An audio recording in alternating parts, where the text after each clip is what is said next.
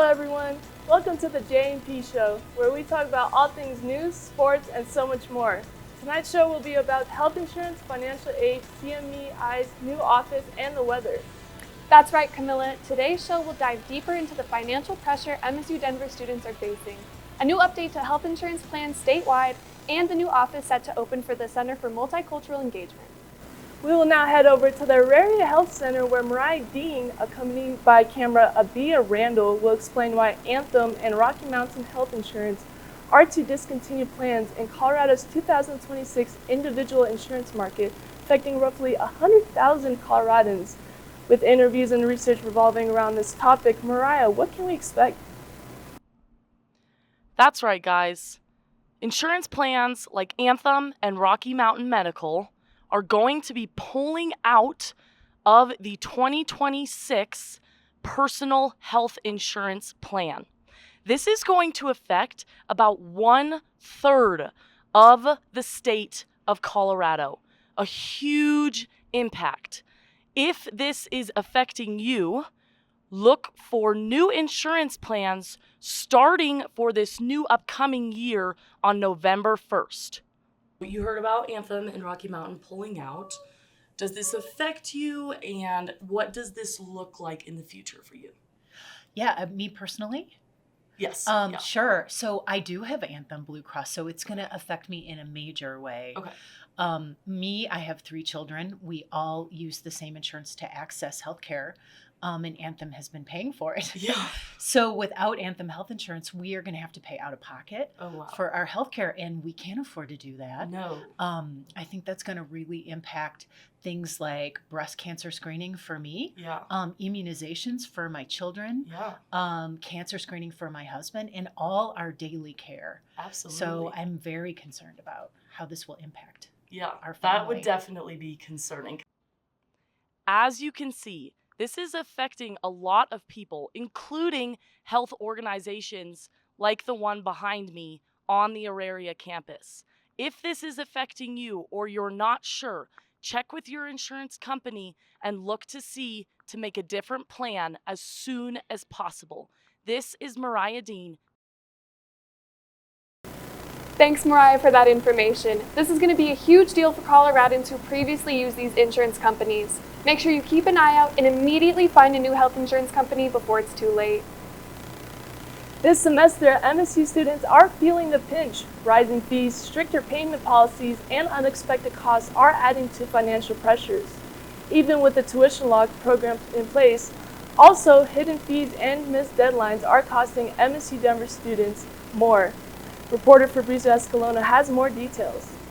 This semester, MSU Denver is holding to tuition flat right now in the GSSP building, where it's located the financial aid office. We're gonna find out what's going on with the rising costs. The start of the semester doesn't just mean new classes, it also means new expenses. MSU Denver students entering for 2025 benefit from locked to tuition, but rising mandatory fees and service charge may still drive up total costs. Students who haven't finalized their financial aid or payment plan by August 15 face a 4% service charge plus a 1.5% monthly fees. Well, I just came in from the financial aid office because I didn't have my federal Pell Grant.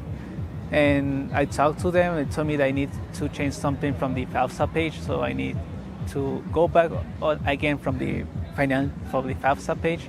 I'm not sure about the price. I've been covering a lot. My tuition is being covered by scholarships and my federal funds, but I think it's too high right now for students that don't have the chance to get scholarships or federal from the FAFSA financial aid. The Office of Financial Aid advises students to complete FAFSA and CASFA applications early, but even then, aid efforts may not arrive before those fees kick in.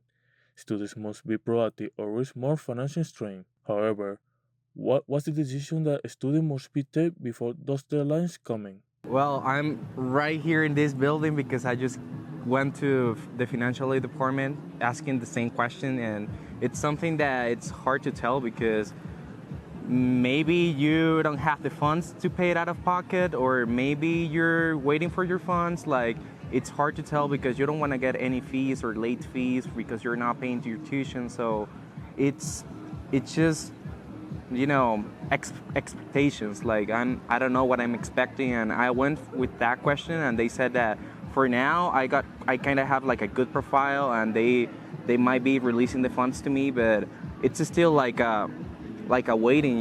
We never know when they're gonna get here, and if we have to start paying before they get here. So we're just waiting. Despite the tuition predictability, students still face added financial burden. The Rorene Promise program made the only way to pay the tuition. From MSU Denver, I'm Fabricio Escalona.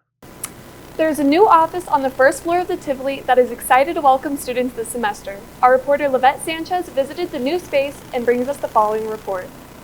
Metropolitan State University of Denver's Center for Multicultural Engagement has a new location.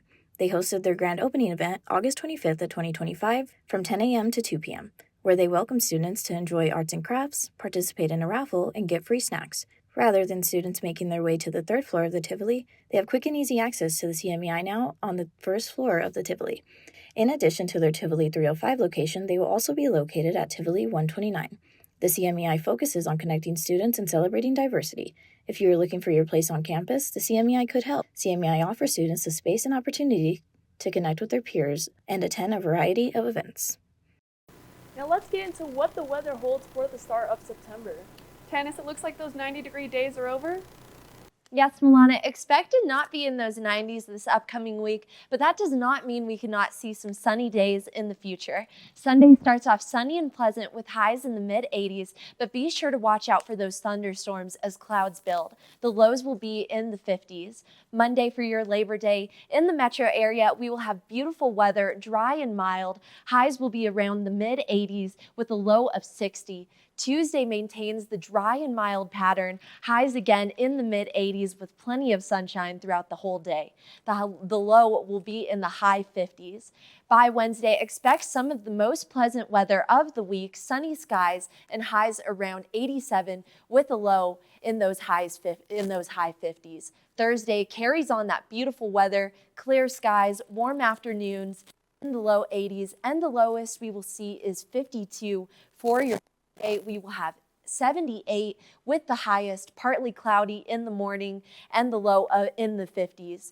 With the night calming back down, Saturday will be the most cloudy with the highest temperature around 82 and the overnight lows dropping to the mid-50s. I'll expect dry, pleasant weather with sunny skies, warm days, and cool, refreshing nights. It's looking like a perfect stretch for the outdoor fun, back-to-school activities, and enjoying fall's approach. I'll keep you updated if anything changes. Have a great week, Aurora. Back to you, Camilla and Milana. Thank you, Tannis. Now let's get into what's going on in the sports world at MSU Denver for the start of September. Efe, it looks like there's some action going on here on campus for our athletic teams. How about you bring us more information about that?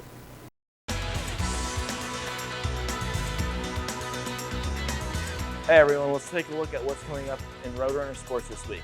We'll start with volleyball, where our women's team hit the court on August 30th for their annual alumni match against alumni.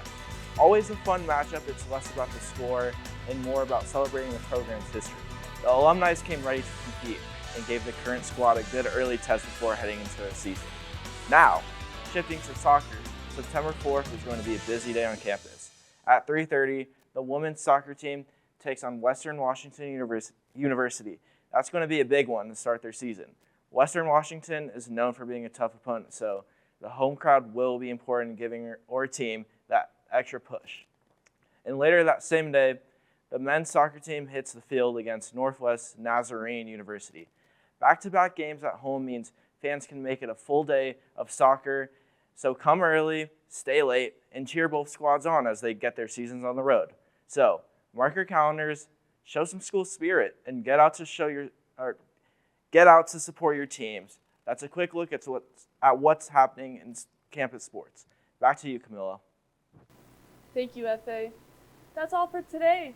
Thank you so much for tuning in today. We really hope you enjoyed watching today's show. We hope you have a great rest of your day. Stay safe and stay rowdy.